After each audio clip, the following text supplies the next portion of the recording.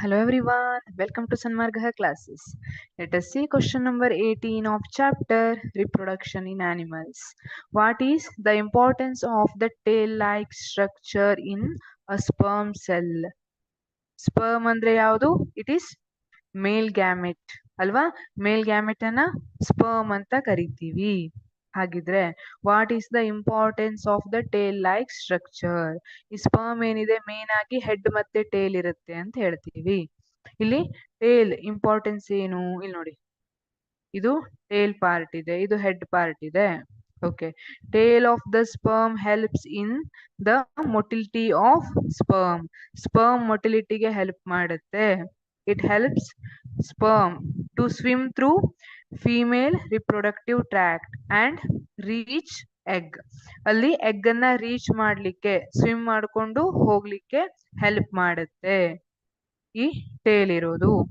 ಈಗ ನೋಡಿ ಎಕ್ಸಾಂಪಲ್ ತಗೊಳ್ಳೋಣ ಅಂದ್ರೆ, ಫ್ರಾಗ್ ಏನ್ ಮಾಡುತ್ತೆ? ಫೀಮೇಲ್ ಫ್ರಾಗ್ ವಾಟರ್ ಅಲ್ಲಿ ಎಗ್ ಅನ್ನ ಇಡುತ್ತೆ. ಈಗ ಮೇಲ್ ಫ್ರಾಗ್ ಅದ್ರ ಮೇಲೆ ಸ್ಪರ್ಮ್ ಅನ್ನ ಹಾಕುತ್ತೆ. ಈಗ ಈ ಟೈಮ್ ಅಲ್ಲಿ ನೀರಲ್ಲಿ ಈಜ್ಕೊಂಡೋದು ಹೋಗಿ ಎಗ್ ಅನ್ನ ತಲುಪಬೇಕು ಅಲ್ವಾ? ಅದಕ್ಕೆ ಈಜ್ಕೊಂಡು ಹೋಗ್ಲಿಕ್ಕೆ ಹೆಲ್ಪ್ ಮಾಡೋದು ಯಾವುದು?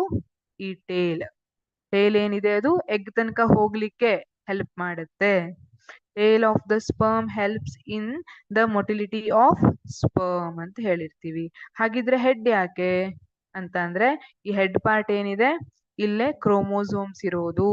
ನಿಮಗ್ ಗೊತ್ತಿದೆ, ಈಗ ನಾವು ಹ್ಯೂಮನ್ ಅಲ್ಲಿ ಕನ್ಸಿಡರ್ ಮಾಡಿದ್ರೆ 23 chromosomes from female and 23 chromosomes from male ಸಿಕ್ಕಿರುತ್ತೆ. ಆ 23 chromosomes ಏನಿದೆ ಅದು ಇರೋದೆಲ್ಲಿ? ಹೆಡ್ ಅಲ್ಲಿ. 23 chromosomes ಮೇಲಲ್ಲಿ ಇರುತ್ತಲ್ಲ, ಅದು ಆ ಸ್ಪರ್ಮ್ ಹೆಡ್ ಅಲ್ಲಿ ಇರುತ್ತೆ.